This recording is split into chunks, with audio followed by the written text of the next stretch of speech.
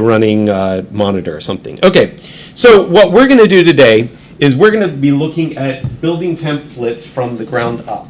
Now, we're going to be going through a series of different themes that I've already installed, and you guys will get the files at the end, so don't worry. We're going to start off with the simplest theme possible. Then we're going to add in some menus. We're going to look at some WP functions, WordPress functions. They're not all just called functions. There are lots of different names for them. But then we'll look at adding widgets and featured images. Then also custom fields, which is, for me, one of my favorite, absolute favorite things about WordPress. Then we have custom template files themselves. Then we actually get into, at 7, we get into what a theme is. And then we have to look at the template hierarchy, because the template hierarchy is one of those things. Do you guys know what I'm talking about, the template hierarchy? This is, of course, one of the more confusing things for us, but one of the most essential things. Then we have child themes, custom loops with WP query, get posts and query posts, and then even custom post types and taxonomy. Now I'm going to be using a installation of WordPress that I've created, and you guys will get that later. There's a few things that I should say that you do need to know to get started. The first thing is you have to know a little bit of HTML and CSS to design websites. The websites that you're going to see are intentionally ugly that I've designed. I'm not trying to design the websites for what's here today. I am not a PHP person. I can identify that something is PHP on a page, but I wouldn't say that I'm a PHP coder. But that's enough for me to be able to create my own themes. As long as I understand the basic syntax, you can identify what to change and where to change it within a PHP file. But it also means that I kind of code my things in a certain way. I like to start and finish PHP tags, independently, instead of having one big block and having echoing HTML statements. So that's because I don't think like a programmer, I think like a designer. Then the other thing that is most important, and I talk about this with my students, is that you've got to understand how WordPress works. And that is so essential to any content management system. If you're learning Drupal, if you're learning something really simple like Get Simple, or if you're learning WordPress, it's important that you dig into how it actually functions and how it pulls stuff from the database, because that's what gives you the clues about how to design your content and how to design your themes. And so what the best place, of course, that you guys probably all know about is the codex. And the codex.wordpress.org is where you can find out all the different independent tags and functions that you can use in templating. And of course they have great documents on there about what are all the different features and arguments that you can add. Now the other thing is about when you're learning to create a theme yourself, I always suggest that you start one tag at a time. You add a tag, refresh. You add another tag and you refresh. Because if you add 20 tags and you don't really know what those tags are going to output, then you don't know what it's going to do natively. When I have students and they're wanting to do their CSS, I say, well, what are the CSS classes that are automatically output by WordPress?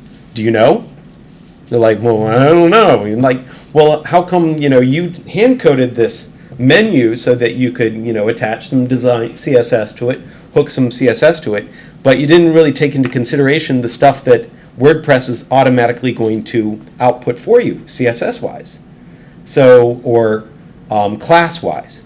So if you would just put that one tag in there and then see what the output is, then you can use that output when you design a static website, so that you know that when you're ready to go to WordPress, your CSS will go right to where it's supposed to, instead of you having to change class names and redo a lot of work. So this is really all you need to make a template.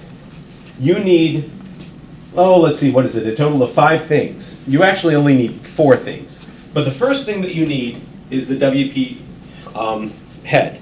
And what this does is this is the little tag that says, let's make sure that we output any JavaScript and CSS and anything else that's embedded by any plugin that we've installed and that goes into the head section. The sibling of that is the WP footer, which goes in the bottom of the page, and that does the exact same thing as well. Any JavaScript or CSS or anything that's needed for any of the plugins goes into those two places, typically. Then you need usually your CSS styles. You don't have to have these if you're doing them all in the page, which of course I wouldn't suggest, but it's not necessary for it to work. You have to have the CSS file, but you don't have to have it in your page. Then you need some sort of menu. I'm going to be using the WP nav menu overall, although I use a lot of list pages as well, which you'll see. And then you have to have this somewhere. And this is the WordPress loop. And it can actually be, you'll see there's lots of different versions of this loop that I'll show you. But you just have to have it one place on a page. And then, of course, the footer. Now, the next thing that you need to understand is the hierarchy of what PHP file is used for any particular type of content that you're on, such as what happens when you're on the page which is considered the home page of the website. What file does he use? Okay, but if it's the home page of the website. Index.php? No, front_page. Uses front page, or front dash page, sorry. What about if it's the main blog page? That's home.php. What about if it's a page called contact? It'd be page-contact. So then it would use a page that says, hey, it's a page, and then dash contact says that if the page title is called contact, then it uses that slug and does page.contact.php becomes the default template for a page called contact. And so this, understanding how this hierarchy works within a theme is so essential to creating more complex themes.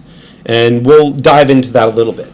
Now, I could keep on going through this PowerPoint lecture, but I would say that this is pretty much the same thing as putting a square block in a round hole, because really where you need to see it is when I'm on the themes itself. And yes, I realize I'd get that 404 error, because when I was on my computer, it doesn't have the port number. So this is what we're going to be looking at. Now, I have a bunch of different pages here, and I happen to be in what's called a, this is a child theme right now. And what I wanted to go through is just show you where we're going to be going. This has all sorts of stuff. We're going to be going through different types of queries, getting posts, query post in WP query. And basically what you'll see here is I get the output. And we'll be looking at the code that makes all this stuff possible. But we're going to go into the back end. And one thing that I want you to notice here is that we've got a couple things that are very important to understand. First off, I've got a custom post type. We'll get to that later. And then I want to go to my, let's see, appearance widgets.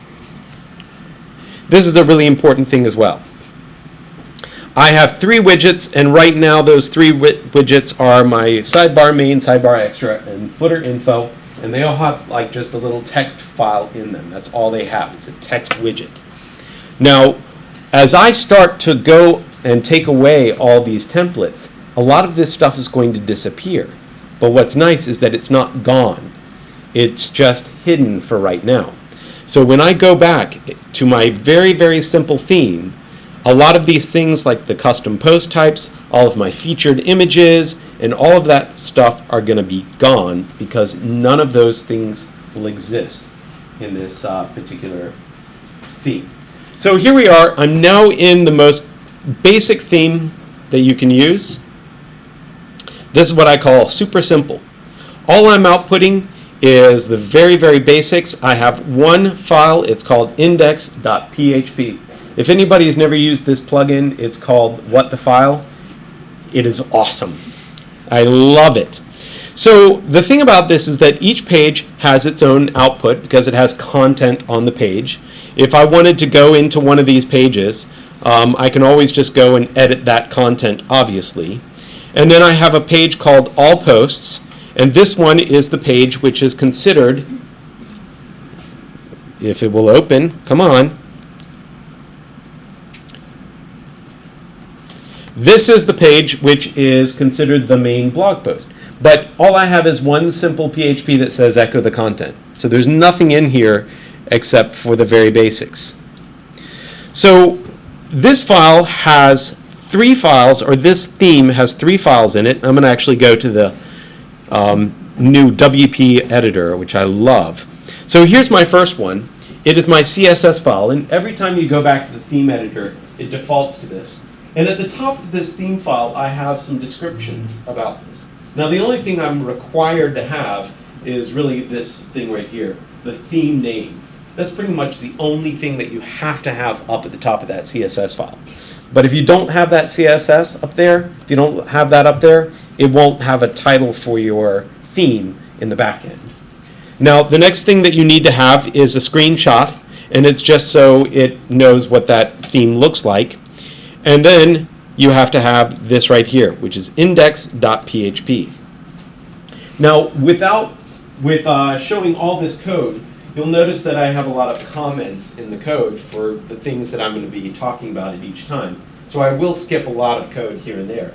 But I have my head, I have my style sheet, I have my menu, and you'll see that even in my themes, if you look over here, I don't even have menus.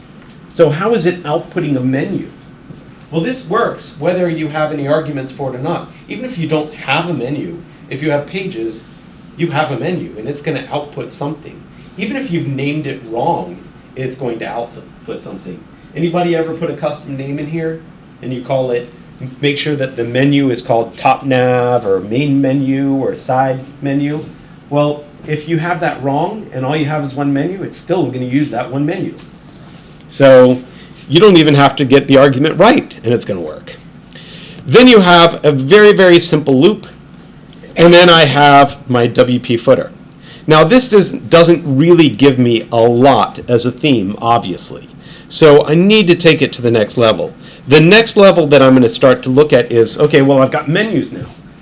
What do I need in order to make a menu active? How do I even make sure that menus work? How did I get this menu right here on the left? Anybody know?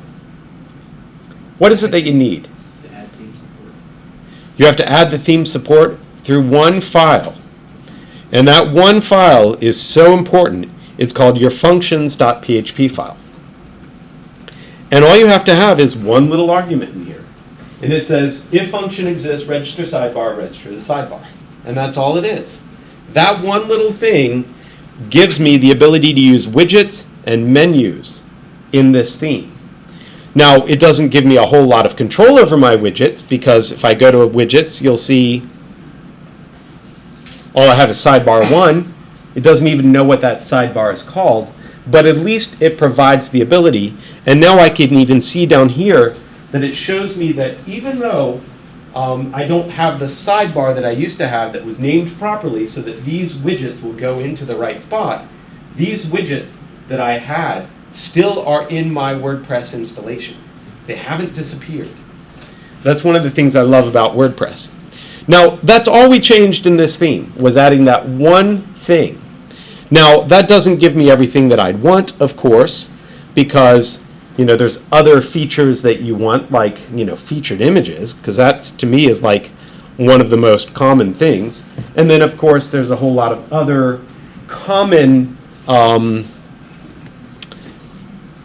tags that you're going to be using. And so that's what I'm adding in this third one. These are some common tags that you're going to see and some common functions that you'll use. Let's see. I guess no, all I have is the sidebar, so I haven't added the custom functions yet, or the other thing. So here's some other things that I might do. Here I'm adding a blog info that says, let's add the character set.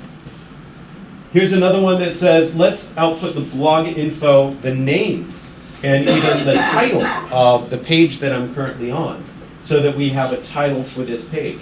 Here I'm getting the default CSS, and I could even get other ones, and it's using the same blog info. This one's getting a style sheet URL, this one's getting the template URL. So there's a lot of different arguments that go with this blog info that you'll find on the WP Codex, or the WordPress Codex. Then, of course, I've got the head at some point. I think I'm putting the HTML5 just because I'm used to doing that. Oh, and here's where I wanted to mention that I've got a menu, and I'm telling the menu to use the top nav menu. Well, it's actually called main menu. It's not called top nav, and it still works. Go figure. Then I have a little bit more added to my post. With this post, it has the main thing. It has if have post, while you have the post, get the post, which says if you have posts, especially blogs, while you have the post, it means it's going to run a loop. So that's understanding the WordPress loop, is that's what makes WordPress really work, is having that loop and being able to say, let me get all the content that fits this criteria. So if I'm on the home page where all the blogs are, then it can output all of the blogs at once. Then I can put in, some CSS here that says like the ID of the particular post. I use the post edit link a lot. Let's see, this one has the permalink for that particular post that I can use as an anchor tag, and then I can get the content, and I can even get the tags of this particular post, and I can output the tags with different options, tagged with, and then I can also output it as list items. And then I end that loop with an end while else, which says, hey, if I'm getting the post, while I'm getting the post, do all that stuff, else, if that stuff isn't there because I don't have any posts, then it will output this other statement, which says, you don't have anything. For example, if I look for all the posts that are called Kalamazoo, and I don't have that in my WordPress installation, it will output the error message. Down here I have menu, sidebar, menu, because I do have two different menus in this system. Now, when I go to this and view it, there we go, you'll see I get a lot more information, especially if I go to my all posts page. Now you can see I get a lot coming up. And by the way, I'm using a lot of lorem ipsum, all the different versions of lorem ipsum. So this is pirate ipsum and zombie ipsum. And so I have like 30 different ipsums in here. But you'll see that it gives me the content, it gives me the tag, and it says here's another way to do the tag, and then here's yet another way to do the tags. So I can customize how the output of the tags are going to be by the way that I do my code. Absolutely. Oh, okay.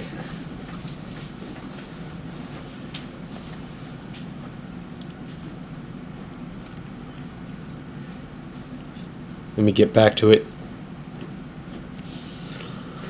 And I think that's it. That's really all I need from that theme, because that's really all I'm outputting. It's just a few little selected things. Now, once you get started, you'll find that you can add more tags as you identify where they should go. But you have to get started somewhere, and sometimes it's just outputting one tag and just looking for the variations of that tag and finding out what's the best way for your needs to output it. Be cautious of going and grabbing solutions out there on the internet and just saying, oh, here's one solution, let's use it. Go out and find 5 solutions. Try all 5 and see which one works the best. Now I've added the next thing. So I have widgets, and I think with this widget one, now I have a little bit more because I've added it to my functions file. And here's what I've added. So now I'm registering my sidebar, but now I'm going to actually register other sidebars. And I'm going to give those sidebars names. So I can call them sidebar main, sidebar extra, and module name. This one's kind of cool because it will do 2 sidebars, and it will name them module 1 and 2. This one, I can even control what the output of that widget is going to be. For example, this one is creating a sidebar, giving it a name called footer info, and then I can take it out so that it doesn't output anything before and after the widget, or I could customize what the output would be. And I can even change the title, so it's an H4 tag, or it could say h4 tag, h4 class equals widget title or footer widget or whatever it might want to be. Now I'm also adding in other things. For example, I'm adding in post thumbnails, which is featured images. If you don't do anything but two functions, you have to add support for sidebars and support for featured images. Those two are required for every website. You can even create custom functions. So I have my custom function that says echo hello world. Here's my custom function. Then I create something that I can use a Google font and actually add it to the output of my WP head. So it's adding it to the output of this particular function right here that's built into WordPress. So with all of these different things, now we have a lot more capabilities. We have the capabilities to add custom features, custom images. And if anyone's used custom images, featured images, you know it is an awesome thing in WordPress. And if you are interested in learning more about featured images, I'm doing a talk tomorrow on managing media, which will be focused pretty much on images. So here is a bunch of different ways to output the thumbnail. I can do something that's as simple as get the post thumbnail, and it outputs whatever the post thumbnail is. I can also say, if it has a post thumbnail, let's go ahead and output it, so that it won't output something if it's not actually there. And we can even customize what version of the thumbnail. Because you know that you have, do you know what sizes you get by default? You get the full size image, but then you get large, medium, and thumbnail. So those are the three default image sizes or thumbnail sizes that you can use. Now this one says, let's go ahead and get the thumbnail, and if it has the thumbnail, go ahead and show it. But if it doesn't have a thumbnail, let's find a placeholder image to output there instead, which is kind of cool. Now, another one does a placeholder image as well. It's just a slightly different syntax. This one says else, and it ends that, and this one has an if that ends the if. They do exactly the same thing. It's just a personal preference about how you like to code. So I have examples of that everywhere else. This one is a shorter version, which looks really nice, but it's not very effective. Because this doesn't have the full URL, the placeholder will change depending upon what page you're on in the website. So that can be very dangerous. Let's see, I think that's pretty much all I have there. Oh, here we go. I've got the sidebars and other menus. So I can get a different menu. I can get a sidebar that says if the function exists, if I have dynamic sidebars that are, or widgets, let's call them, that are being used, let's go ahead and output them. And I can even get an individual sidebar. So this will get the sidebar main, and this will get the sidebar footer info. That means that I do need to make sure that these sidebars now exist. And the problem with it is the widgets aren't in there. So this is one thing to be aware of. If you have a theme that you've added widgets to and that supports these widgets, and then you roll back to a theme that doesn't use those widgets, they'll be put in the inactive widgets, and they're not automatically put back in. You have to do it manually. Now you'll see there's the module 1 and module 2, it was outputting 2 modules at a time, which is really kind of a cool function. I've actually never used it, but you know, it's kind of cool. So let me put these where they go. Anyone ever noticed that it's not easy to drag and drop this stuff at times? I thought they fixed this. No, they changed it. All right, so there I've got sidebar main goes in sidebar main, sidebar extra, and footer info. So now if I go and look at this theme,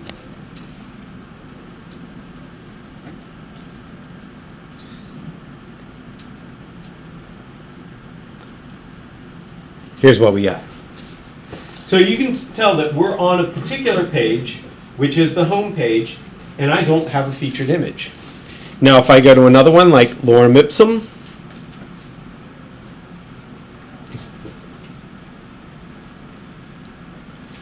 Now you can see I'm outputting a bunch of different featured images. Now the question is, which featured image am I outputting?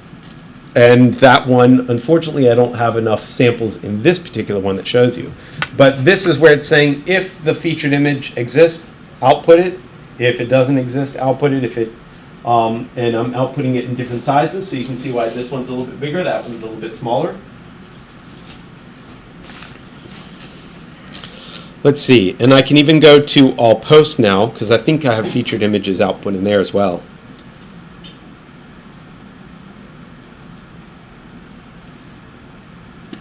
So there you can see the output. And it's a little bit gnarly, of course, because I have the large version, the small version, and of course it's outputting it many, many, many times.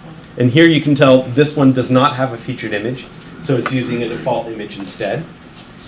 But starting to understand how these different tags can be used, I think, is so essential in learning WordPress. And so this is what I do. I make a lot of test files.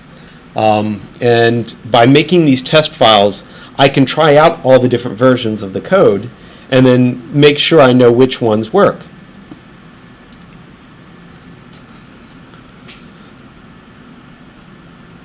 All right, so that's number 4. The next thing is one of my favorite things in the world. This is custom fields. How many of you guys use custom fields already? What do you use them for? Directory input? Okay. So you know that they're one of the most powerful things. Do you use a plugin to manage them?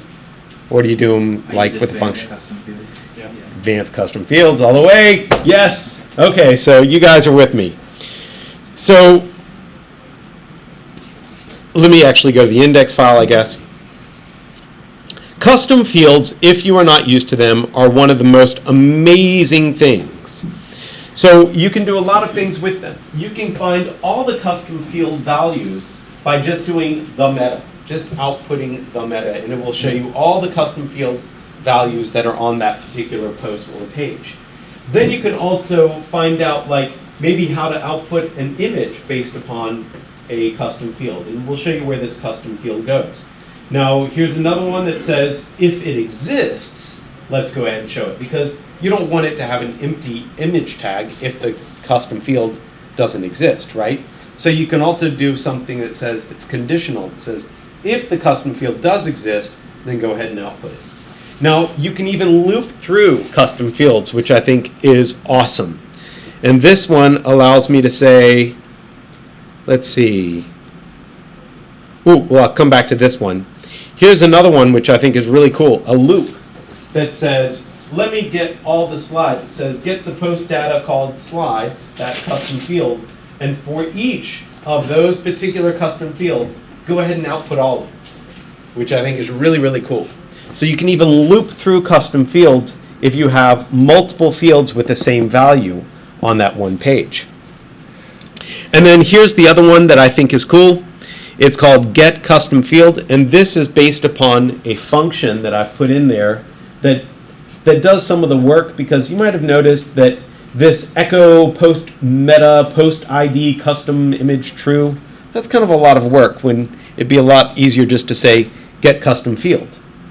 Now, I personally like advanced custom fields. I've used post types or custom post types. What is it called? Posts? I can't remember.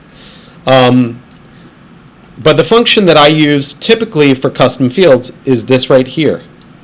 And all it does is do the same work of getting that post metadata, but allows me to just say get custom field and then give it the name of the field.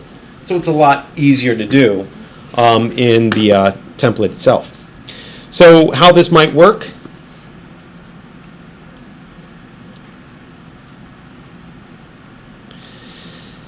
So here is on this page, I have a custom image, which is this lorem pixel, which I don't know if you guys have ever used lorem pixel, but it's a great way to put in placeholder images because they're all done on the fly. And this says I have a custom field for this image, and you can see here's the first one that says based on the custom field. This one says if the custom field exists, show it. This one says custom image from a function, which right now I'm just outputting the value of the field. And then here I'm outputting the value of the 3 slides. I decided not to wrap them as actual images, but just to output the value of them. So you can see that it's outputting 3 times because I have those particular custom fields. Now, if you want to edit these fields, the thing about it is that it's not beautiful to edit custom fields when you're doing it the manual way. You know, that's why we've been talking about these plugins called advanced custom fields or post types or field types or whatever they're called, because you have to come up to the screen options, turn on custom fields, and then here's the value that you're dealing with. So let's see what happens if I change this to people, abstract, and fashion. Oh, and by the way, I could set a featured image as well.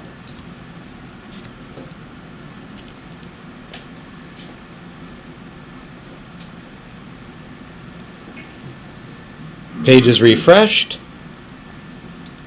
So now I can view it.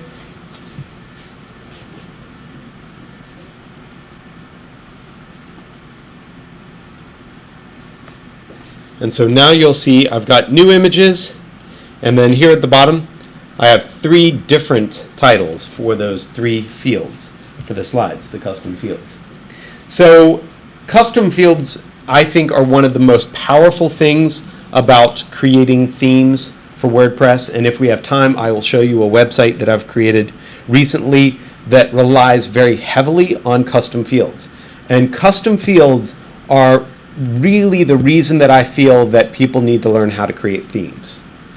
Because when you go to a client, and let's say they're a big corporate client, they don't have somebody usually that knows how to really format text really well in a WYSIWYG editor.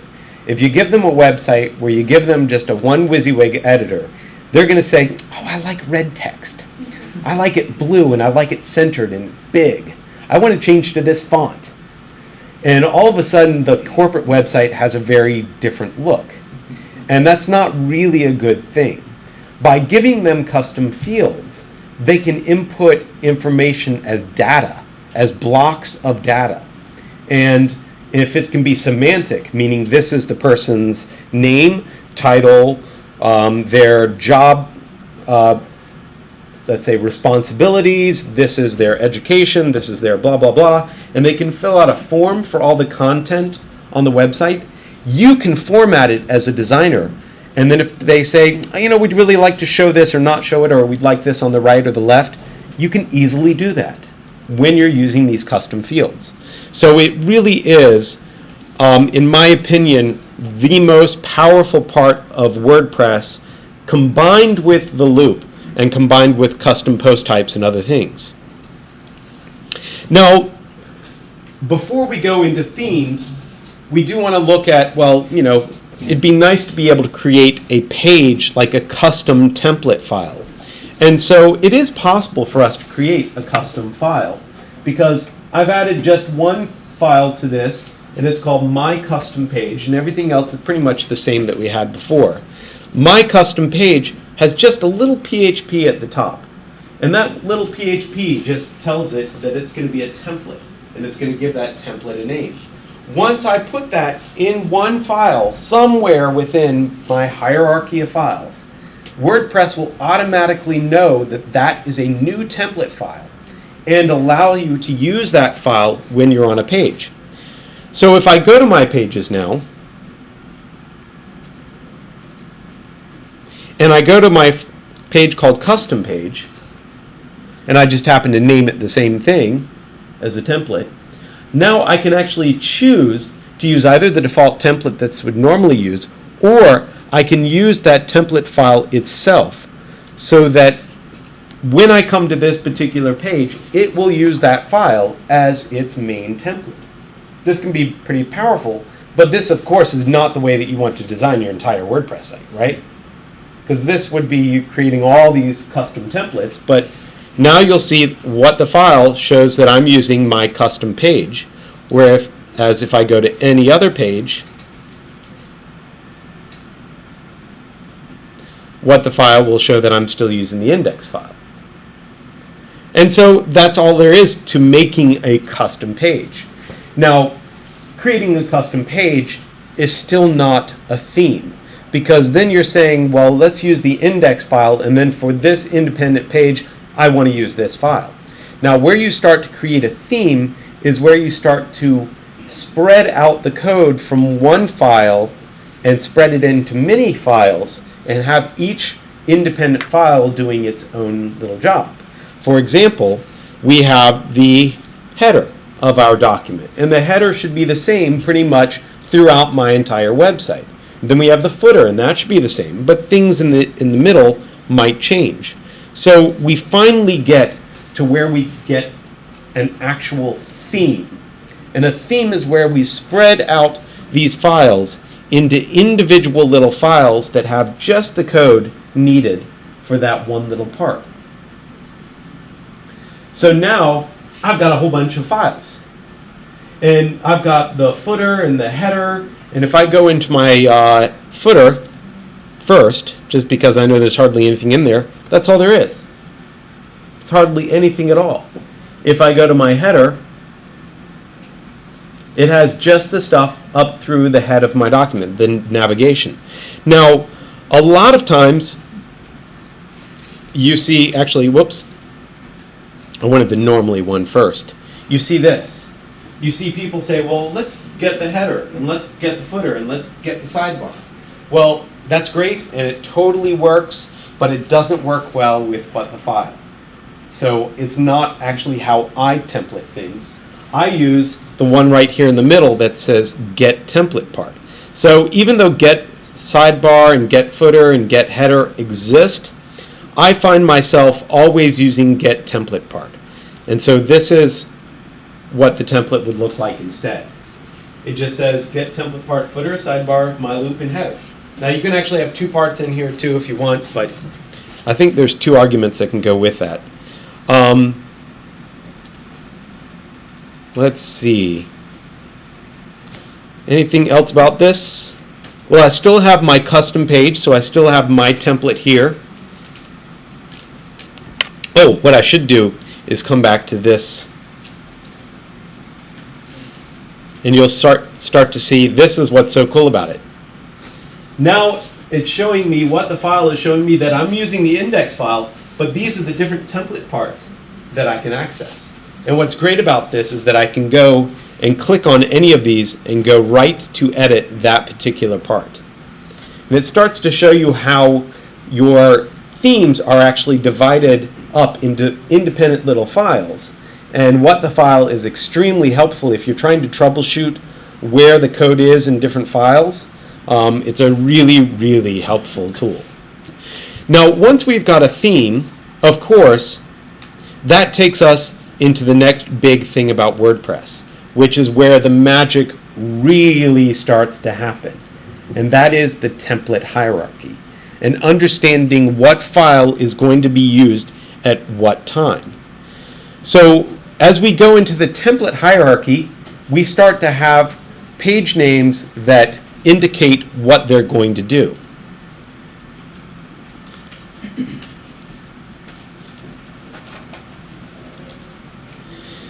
So now, I've got index, but I also have a front page, and the front page will say, well, if it's the home page or the main page of my website, then it's going to use frontpage.php. If it's the main blog page, it's going to use home.php. If it's any other page, it's going to use index. If it is a page called lorem ipsum specifically, then it's going to use this one. If it is a sidebar custom, it'll use that. So as I go and look at my website,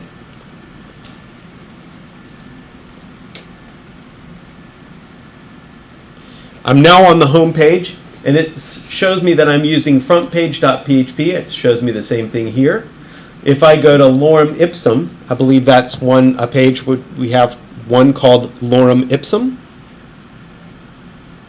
So now it knows that it's using that particular page. By default, I didn't have to assign a template, a custom template to it, because it automatically knows to use it just based upon the name of that index.php file, or the, page.lorem ipsum in PHP file.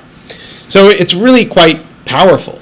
If I go to all posts, now it's going to use home. So you're saying if you make a page with a certain name of the page, it will by default, first of all, in its sequence of actions, look for a template with that same. Correct. So because this is the main blog page, it will by default use home.php. If this does not exist, it will go to the next template file it should use, which would be index.php. So the template hierarchy is, if this page name, if this PHP file exists, then use it. But if it doesn't exist, use the next one in the line. If that doesn't exist, use the next one in the line. If that doesn't exist, finally it gets down to index.php. Index.php is the last file it's going to use if all the other conditions are not met. So it means that you have a lot of flexibility on naming your files in order to get the output that you want. You just have to understand that by default, what are the file names that WordPress is going to use to be able to automatically show the content. I think it's one of the most fun things about using WordPress is kind of that it's a puzzle that you're putting together. Okay, well, I think I want it just to show, like, if the post type is this, then I want it to show. If the category is that, I want it to show. If it's an archive of these, if it's the front page, if it's the home page. So it's very, very powerful once you start to understand that template hierarchy. Now, a lot of times, we don't really want to have that complicated of a theme, right? And this is where child themes come into play. Because when you start looking at commercial themes, there's a lot of files. But all those files do individual things. Well, it'd be nice for you to be able to have a much more simplified environment and be able to override certain things, but not override everything. And so that's what child themes do. What child themes allow you to do is to hook into another theme and to use all the files of that theme and all the CSS of that theme, but then to override anything that you want. With this child theme, all I've put in here is a CSS file, and that's it. And instead of red H1 tags, I'd like them to be blue. And that's the only change I'm making. And hopefully it works. Yay, it works. So all I've done is override the H1 color from the original theme to make it blue instead of red. And then any other file that I put in there, if I put in a home.php or if I put in a frontpage.php, so you could have everything used from the original website except one file, frontpage.php, and you could have a custom front page for that website that's different than the original one that came with that particular theme. So it will use the other files unless you have something in this child theme that overrides one of the existing files. Make sense? Yeah, I have found in practice that sometimes it does not work that well because there's a lot of inheritance going on. Yeah, a lot of these pieces, and I'm like, I put this in, it should override. No, I contacted the developer. Yeah. No, this ain't this. I'm like, I don't use child themes. I don't build with child themes because of that problem. That's what I was going to ask is just about functionality. So if there's new functionality that you want to introduce to a prepackaged theme, you can't really introduce it to a child theme, right? That can get a little bit hairy. I mean, can you possibly introduce it? Or Oh yeah, you can do anything with enough time and energy and talent. does it go into say the theme comes with a function? You know, I'm glad that you asked that because that is one of the last things we will do. I'm actually going to add functions with this one right here. I'm going to be adding functions via a child theme to the WordPress installation. Okay. but all I'm changing is the functions. Okay. So this is where the magic happens. So this is the most complicated theme. So this one is the WP loops theme. And what this means is that we're finally getting to where WordPress really starts to do its magic. You guys know what posts are, right? Mhm. And you know that with posts you have different taxonomies. You have categories and you have tags that you can add to those. Now, those categories and tags are very important because those are what allow us to be able to sort through that information and get what we need. Now, there are basically,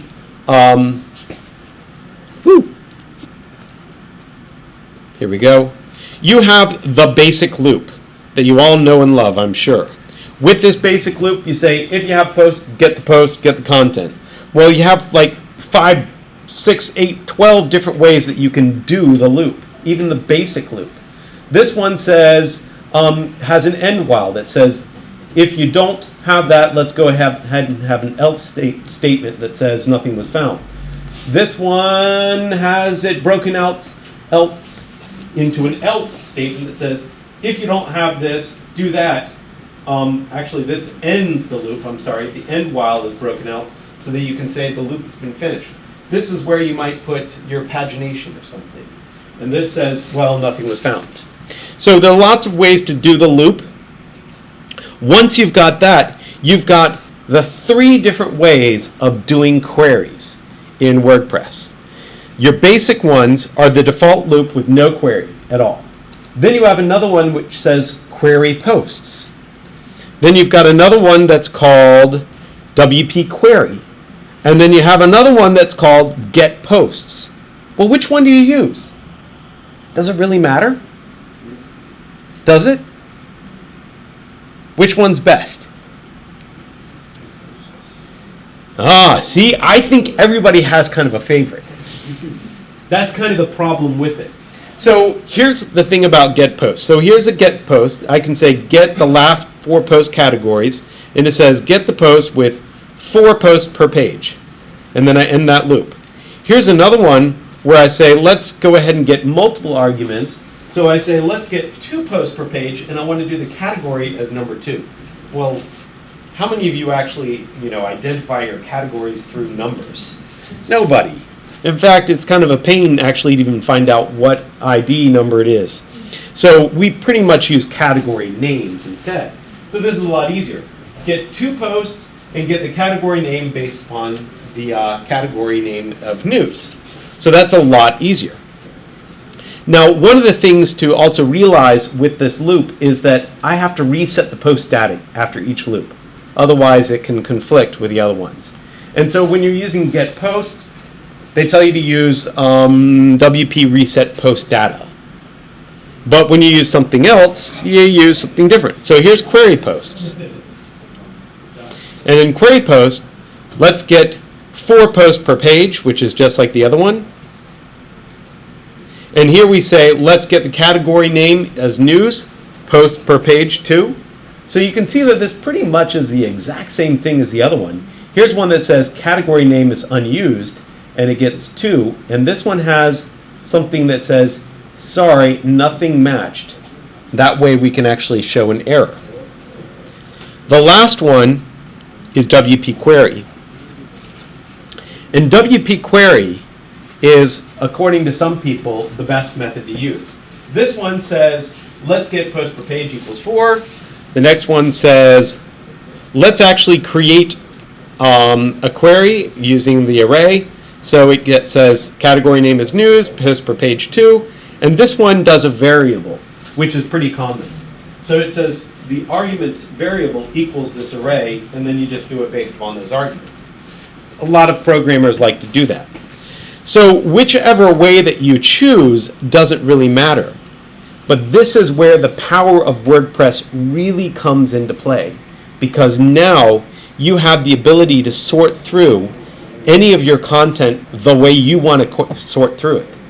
Now I have the ability to get just 2 post items. This one gets all posts, so I'm getting news and post items.